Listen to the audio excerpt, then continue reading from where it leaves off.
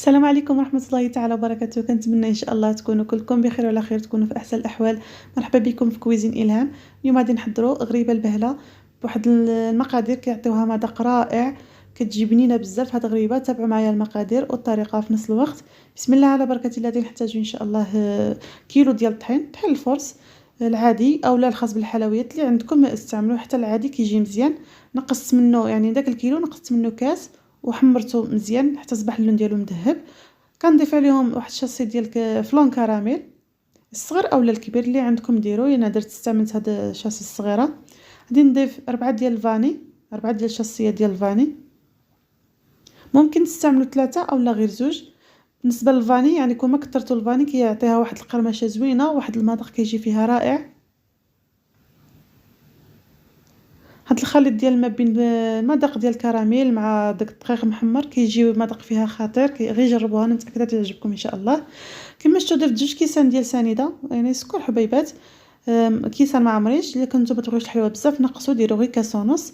ضفت كاس ديال الجلا محمر مزيان وكاس ديال اللوز حتى هو حمرته وهرمشته على هذا الشكل.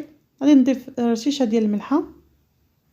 غادي نضيف كذلك معلقه صغيره عامره مزيان ديال الخميره فوريه او خميره حبيبات.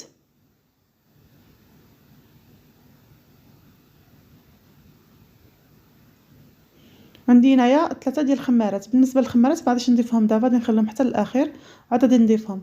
دينا 250 غرام ديال الزبده، زبده مارغرين العاديه، اي نوع توفر عندكم ديروه، يعني ماشي شرط يعني واحد الماركه معينه اولا نوعيه معينه، يعني الزبده اللي كانت عندكم استعملوها. المهم تكون رابعه ديال الزبده 250 غرام. الاحسن تكون خرجتها من الثلاجه من قبل باش تكون رطبه تساعدكم هكا تخلطوها.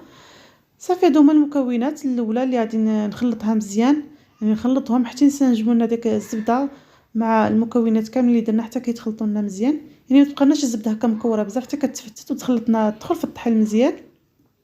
وعاد كنبقى نضيف الزيت بشويه بشويه. هنا بالنسبه للزيت غادي ندير 2 كيسان، يعني عمرت 2 كيسان حطيتهم حدايا. ما غاديش نضيفهم خطره واحده، نضيف كاس الاول والكاس الثاني نبقى نضيفو بالتدريج، يعني ما نضيفوش خطره واحده حتى كتجمعنا العجينه. يعني من الاحسن ما تفوتوش 2 كيسان ديال الزيت. الا فتوا 2 كيسان ديال الزيت يعني غادي ملي تجي تشكلوها تجيكم سهله، يعني تكوروها تجيكم سهله. بصح ملي طيب غادي تكون كتفتت بزاف، يعني ما تقدروش تهزوها من لاطه ديالها. يعني من الاحسن الا كانت عندكم العجانه ديروها في العجانه تسهل عليكم الخدمه، يعني كتدلك مزيان. الا ما كانش غير هكا بيديكم كما درت انايا، يعني خلطتها. يعني كنبقى نضيف الزيت ونخلطها مزيان تقريبا واحد 5 ديال الدقائق الا حتى 10 ديال الدقائق، وانا كندلكها مزيان وانا كنضيف الزيت، يعني حتى كنحسوا بالعجينه دي، يعني العجينه ديال الغريبه كتشكل. كما شفتوا انا تخلي 2 كيسان مكمولين ديال الزيت. صافي كنبقى نضيف ندلكها مزيان. واخا تشوفوها ما تجمعتش في الاول هكا، يعني منين كتبقاو تدلكوها يعني تعجنوها مزيان صافي في الاخر كتولي تجمع على هذا الشكل هذا. في الاول غادي تجيكم بحال اللي باقي خصها الزيت، ولكن لا، ما تضيفوش الزيت. يعني من الاحسن ما تفوتوش 2 كيسان. صافي كتدلكوها مزيان حتى كتجمع معكم العجينه. صافي انا كيما شفتوا يعني في الاخر كنضيف هاد الخمارات ديالي 3 ديال الخمارات. صافي كنزيد ندلكها ونزيد ندخل هذيك الخمارات فيها مزيان حتى كنجمعوا العجينه ديالنا.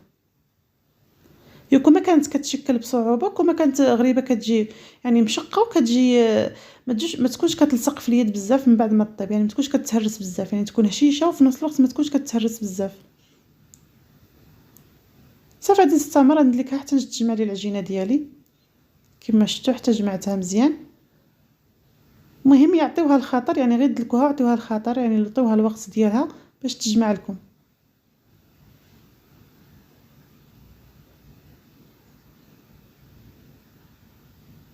صافي هنا من بعد ما جبت صفيحه ديال الفرن، يعني انا استعملتهم بزوج. استعملت هذه ديال خاصه بالبهله واستعملت اللاطه العاديه، وتقريبا ما كاينش شي فرق بزاف. المهم هو ان هاد المرحله ملي نبداو نعجنوا الغريبه ديالنا نشعلوا الفران ونخليوه يسخن مزيان مزيان حتى يعني على 200 درجه. الا كان الفرن ديال الكهرباء، الا كان الفرن غازي يعني جهدوا له النار خليوه حتى كيسخن مزيان. ملي تبغيو تدخلوا الغريبه ديالكم نقصوا له يعني اقل درجه، يعني تخليوه على 180. بالنسبه للفرن غازي نقصوا له يعني اقل درجه، ويعني يكون مهيله وخليوها طيب على خاطرها، يعني تكون العافيه في الوجه ديالها حتى كتشق. كي تشوفها بدات كتشق طلعوها من الفوق، يعني تكون النار من تحتها. يعني ما تخليش حتى تحمر، يعني كي تطلعها هكا كتزيد تكمل التشخيق ديالها من الفوق صافي، وكتحمروها مزيان يعني من التحت ومن الفوق حتى كتحمر مزيان وتصبح اللون ديالها يعني مذهب، عاد كتخرجوها.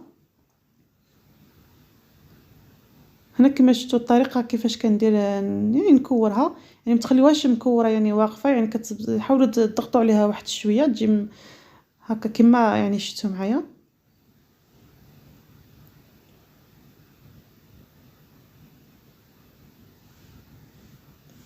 صافي هي غريبه ديالنا بعد ما طابت وخرجناها كما شفتوا صباح اللون ديالها مذهب، ما كنخليوهاش بيضه يعني كنطيبوها مزيان كما شفتوا جات مشقه وجات زوينه بزاف. غادي نخليوها حتى تبرد عاد نحيدوها من لاطه ديالها، يعني ما دابا الا حديتوها كتفتت، يعني من الاحسن نخليوها حتى تبرد مزيان عاد حيدوها من لاطه ديالها. صافي هي غريبه ديالنا بعد ما طابت وبردت يعني درتها في صحن التقديم كما كتشوفوا كتجي مشقه وكتجي زوينه بزاف. هنا بغيت نوري لكم يعني هذه اللي درتها في اللاطه يعني خاصه بالبهله، والنص الاخر درته يعني غير في اللاطه عاديه، كما كتشوفوا جاو تقريبا نفس يعني مشقين بحال بحال، ما كاينش شي فرق كتير.